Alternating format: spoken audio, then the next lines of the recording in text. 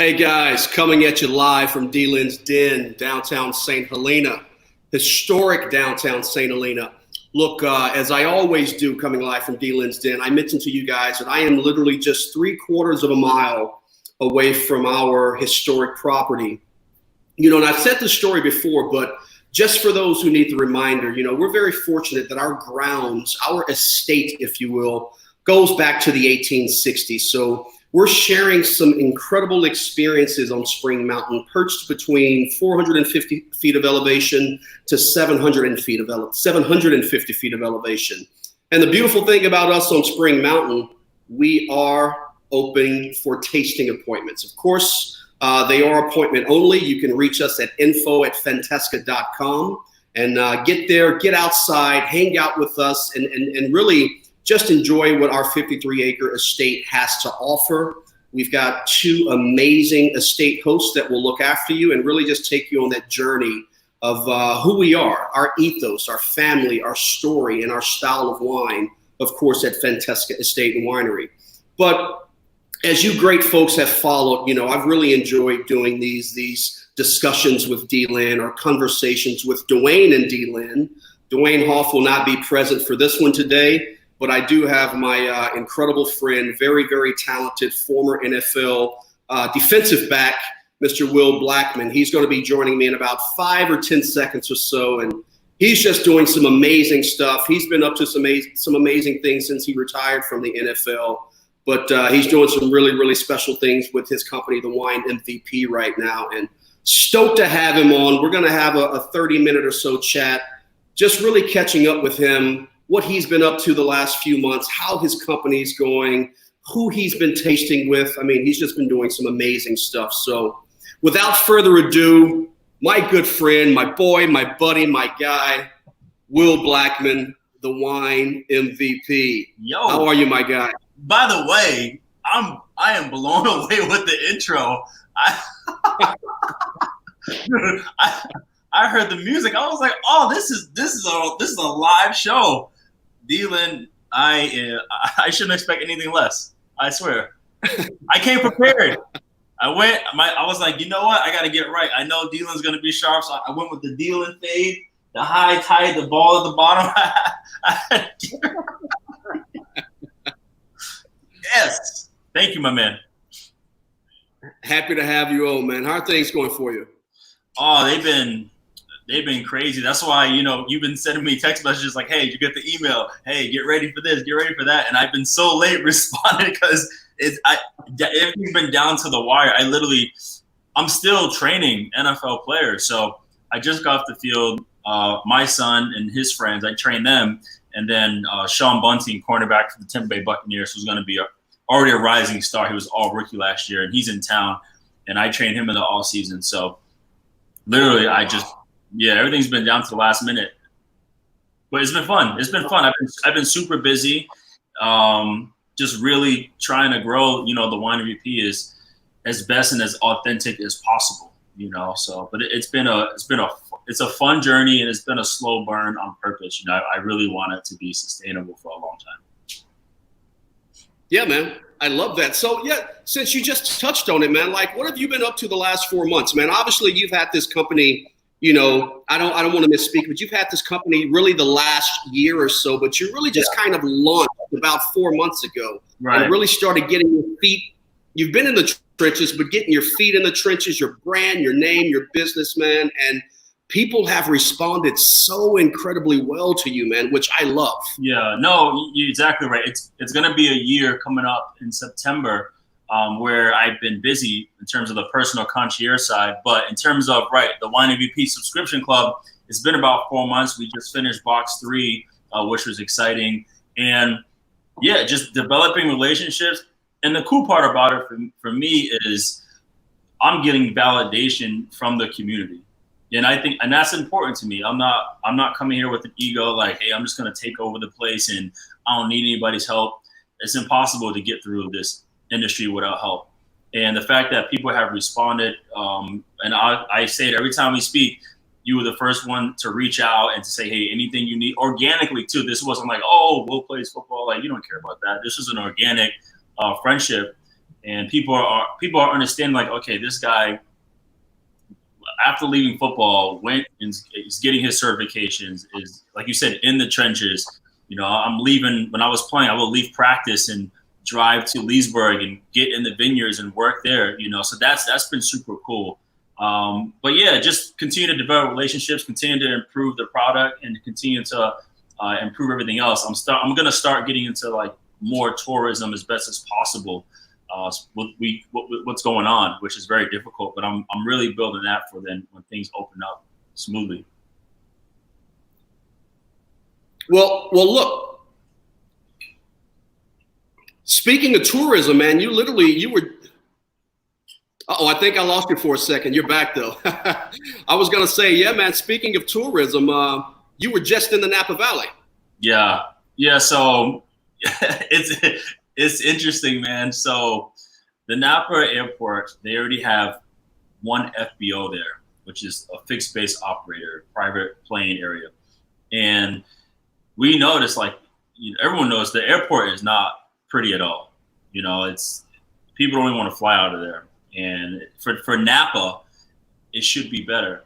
So the city did open up a situation where there can be a second FBO. So I became a partner in a company called J3 Jet, and we actually put a bid in for that FBO. And bringing along with us is JSX, which is the semi-private planes that, you know, that people can enjoy, and it flies to Vegas, whatever. So the plan is, huh? I love JSX, by the way. Yeah, exactly. So you know exactly the whole process. So the plan is JSX gave us totally support for their planes to bring customers from Orange County directly to Napa. So if we win this FBO, we will now be able to bring customers from Orange County directly to Napa, and from Napa directly to Orange County, because people in Orange County want to go to Napa. People in Napa want to go to Disneyland. That's the deal. So with that, I was in town partnering with them because my two partners, they're really huge in aviation and FBOs, and then obviously I have, you know, the winery connection. So the deal was, let's go talk to these wineries and get their support. Like, would this be of value to them, especially what's going on in this pandemic? You know, I understand harvest is usually the time where you got to book 2 weeks out, 3 weeks out, but harvest is going to be different this year, and people don't want to fly, you know? And so how can we find a way, two things. How can we find a way to skip flying to San Fran or Oakland and driving that miserable hour to Napa? How about we get right to Napa and your plan starts now? How can we get 30 passengers in a COVID-friendly environment, business seats, you flew once again to Napa? So that's the whole plan. That's what we're trying to do. So hopefully, man, that thing is rocking. It'd be awesome for Napa as a whole. Hey, Will, look, man, you're making major moves, man. I've really enjoyed watching. I've enjoyed watching your transition. I've enjoyed watching your intro, and I don't want to say intro into wine as a novice or a rookie, but I've enjoyed watching every kind of phase and transition, man, of what you've done really since I've known you. I've loved it and appreciated it, man, and touted it. Who am I? But I've touted it everywhere I could or had the opportunity. The last 4 months, man, you've been on with Nigel Barker. You've been on with Charles Smith. You've been on with Laura Catena. You know, the folks, the heads of Louis Latour, man. Like, how are you pulling these relationships, man? You're literally just crushing like the who's who in the wine world. Plus, like, you know, I don't really know what realm Nigel Barker falls under of entertainment, but fashion yeah. and hosting, and he does it all. So, you know. Yeah. So what Nigel, he actually has a podcast called Shake It and Stir. It's totally geared toward cocktails, spirits, wines, beverages.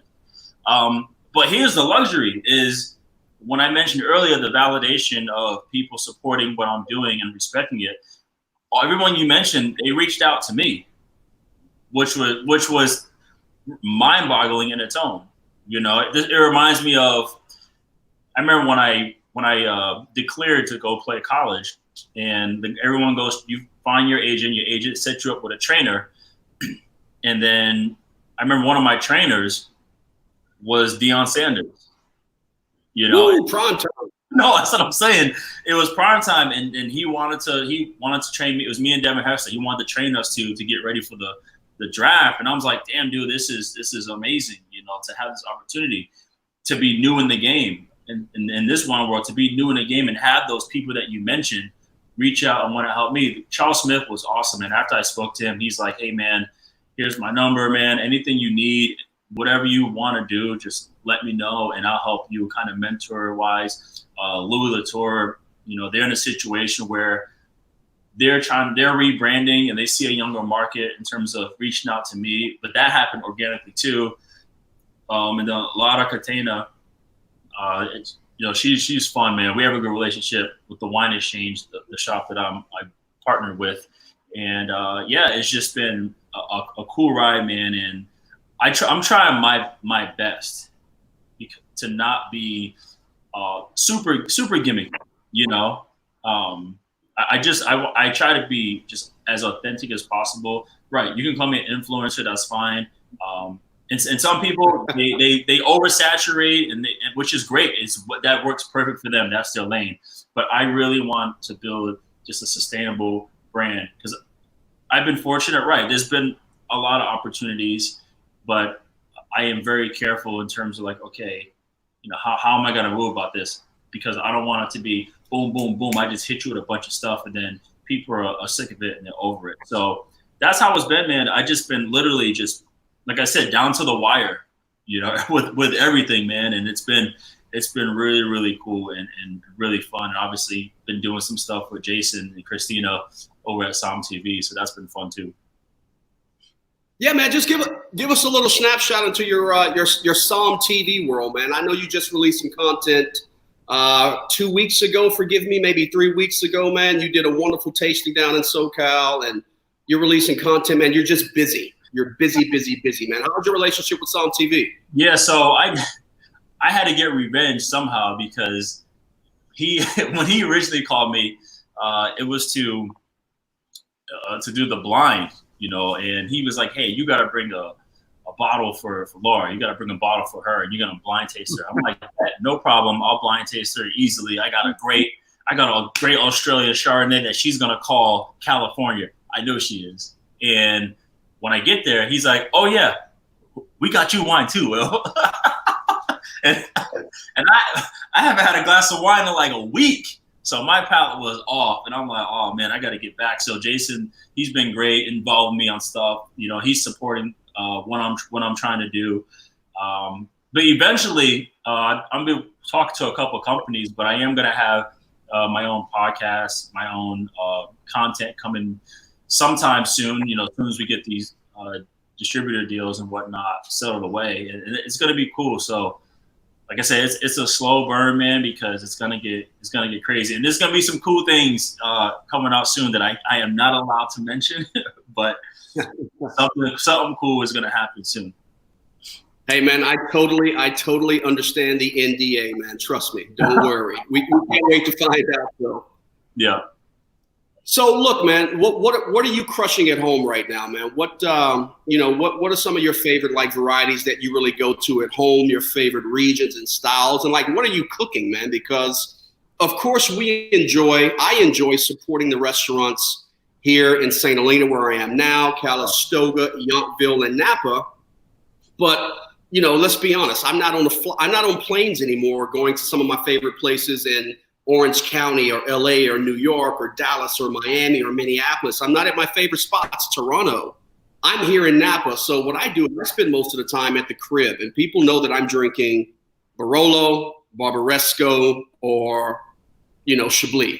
That's just what I drink, you know. So what are you drinking at home right now?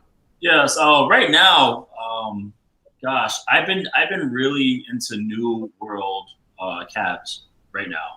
That's what I've been doing, especially in Santa Barbara. I've really been just trying to understand Santa Barbara. I had the luxury of going to Crown Point Vineyards. We went for our 12th anniversary, and they're doing some awesome things there. Simone Fari from Merivale, he's over there now, and Philip Melka is a consultant for them, and they're doing, rocking estate blends and Cabernets over there too. Honada is another place. Melville is another place. The whole Santa Barbara area, I've been doing that. But I've been really on my old world whites too, where my white burgundies, which is interesting. Speaking of white burgundies, when I was just recently in Napa, a lot of wineries are now making Burgundian style whites out there. Mount Veeder, that whole area there. It's been it's been Alpha Omega has one too. I was like, oh, I see what you guys are doing now. Yeah, look, I think Gone is the style of, now look, I'm not saying one is better than the other. I'm not saying good or bad. I think maybe moving toward the style of where we started in the Napa Valley with that old world influence, and then we kind of evolved into this more rich, buttery, creamy, stylistically American palate Chardonnay. I think we're moving back into the world. I think we're moving back into the world that we used to be in. So the fact that you notice, man, wow, everybody else is all about acid and minimal oak and expression of sight and nerviness or freshness, or, I think that's where, I don't want to speak for the entire Napa Valley. I don't want to speak for the entire Sonoma Valley, but that's where we are, man. Vibe, right? That's kind of the vibe. Yeah. No, so yeah, and then, right now, I'm having Riesling, something light, because I'm about to go work out when we're done. So I didn't want to get anything too crazy. I hear you. So, but yeah, and then in terms of eating, it's funny. Once the pandemic started, my wife and I, we have not eaten out anywhere. We actually cook at home a lot anyway. So we literally, for 4 months straight, we've been cooking at home. I think one time I went out and I had a burger.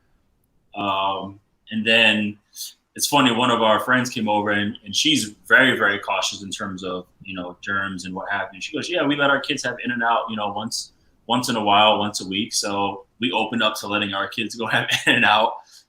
But yeah, I just been grilling all the day long. I literally just got delivered a Traeger grill. So it's going down too. I love it, man. I love it. Grill wine and cigars. That's been my nighttime flow. Dude, all you and I do is tweet cigars, man. A couple other guys, your former NFL buddies, man. We're always tweeting photos of us, and retweeting and responding us smoking cigars. Yeah. I just got into it about a year ago, honestly.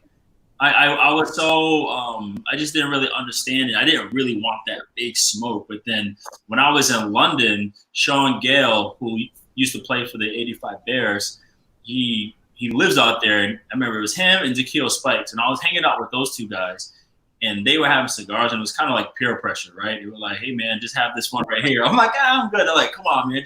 They gave me one of the small acid blondes. And I was like, man, this is actually pretty cool. When I got to know more about it, and ever since then, it's been my leisure, man. I love it. I love it.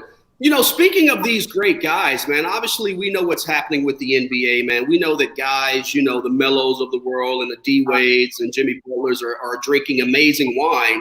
Like, what about the NFL cats, man? How is the NFL connecting?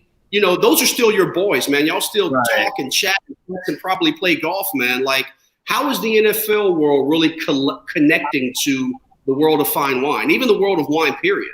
Yeah, and in terms of that world, the NBA players are light years ahead of the NFL players in terms of their wine palette, what they're spending, what they're collecting. And it's kind of unknown in the NFL. And I just recently talked to Wine Spectator today, and we had a conversation. And to be fair, when NBA players are going out to dinner, it's party of 12, right? The whole team is together. So you're more inclined to experiment and do things where, we're not going to have 53 guys at a dinner. Certain position groups are going to do different things. So I feel like in terms of guys who are collectors, a guy who's into it, the NBA is light years ahead. However, when I look at the history in terms of who's like actually making wine, who has their own wineries. I know a lot of NBA players too, but also there's a lot of NFL players that are doing things like that. Hogue up in Paso, then obviously, Coach Ramil, Charles Woodson, Drew Bledsoe, Doubleback. I mean, just to name a few. And guys that are really getting their hands dirty. So it's interesting. I feel like now you're starting to hear more and find more about it. And maybe that's just my subconscious because I'm in the industry. So if I see any athlete drinking wine, I immediately like, oh, okay, I got to know more. But that's kind of my role now, is guys are truly understanding how serious I am about it, how passionate I am about it. So a lot of players have been reaching out like, hey, man, I really want to like learn. I really want to know what to do. And that's my whole approach in this industry. It's how can I make wine more approachable, less intimidating, and then when I share it, keyword sharing, not teaching, not lecturing, when I share, it's because I want it to be collective. I'm not talking down at people. I'm not saying I know more than you, I'm better than you. It's like, let's learn together. So that's kind of what I am in terms of with the NFL guys. I love that, man. And just so you'll know, man, I'm currently working on, getting Drew Bledsoe on for a chat, man. I've spent a lot of time, not recently in Walla Walla, but Walla Walla has always been a favorite place of mine, and I'm currently working on getting him on one of these chats, man. So look, I'd love for you to join if you happen to be around, man. We've had some amazing NFLer / NCAAF, coaches, players, of course, the PJ Fleck, and, Mark Sanchez coming up. So we've had some great folks, man, and we just love chatting with you guys, man. I love seeing the entertainment, perspective, the NBA perspective, the NFL perspective, man. I've got a couple great hockey guys, NHLers that I'll be bringing on too, man. I just love all these different walks of life because first and foremost, I appreciate them. I appreciate what you guys do as a talent and what you do as your hard work, your careers and former careers. Right. But I love the way you guys have really embraced wine and how you hang with the wine folks, and you ask and you want to learn and you ask questions and talk about style and producer and history. And that's why I love the fact that you're a part of Psalm TV right now, man. That fills my heart, man. I love it. Thank you. I also feel like the NBA guys are messing up for everybody. They be drinking Petrus. they drink Petrus like it's Gatorade. It's like, come on, man. Can you buy that, bro? True. It literally different ball game, man. Deal with those guys, but it's cool. It's cool the fact that I can talk to. Like I just had a conversation with Josh Allen, the quarterback for the Buffalo Bills, and he inquired a couple of things, and I'm like, listen, I could find you something bomb for $30. I can find you something bomb for $300. Like it depends what you want. There's no wrong way about it, man. I love it, man. So look, as we kind of go into our closing piece, man, our outro, if you will, you've got to let all of our wonderful guests know, friends of obviously the wine MVP, friends of Will Blackmon, friends of DLynn and Fantesca Estate Winery. You have to let us know how to get in contact with you. Yeah, so basically you go to thewinemvp.com. There's a contact page right there. Any inquiries, and then before you get to the inquiry, just hit that wine club and just subscribe to the Wine MVP monthly club, $79.98 a month. I got some crazy stuff for this month, and then September too is going to be pretty rocking, man. It's impressive. So that's what it is, man. And that's the main thing with the wine club I want to mention is that the wines we're curating have history. There's nothing wrong with getting a private label and then spending money on marketing. Like those companies do extremely well, and that's really cool. But I can't get a private label and teach you about the history. I can teach you about the grape, but I can't teach you about the history. Last month we had Spotswoods and Laura Catena.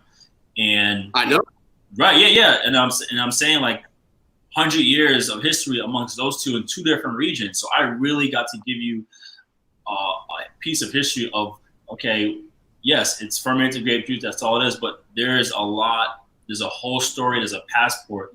in this glass. And that's what I want to share, because that's how I fell in love with wine. I fell in love with the history, man. That's not the lifestyle, the history and the culture. It's super cool, man. And I never thought that I would find something else outside of football to be passionate about. It's football, that's the only thing I ever wanted to do. I didn't want to do anything else. Like, what's your plan A? Football. What's plan B? Football. What you major in? Football.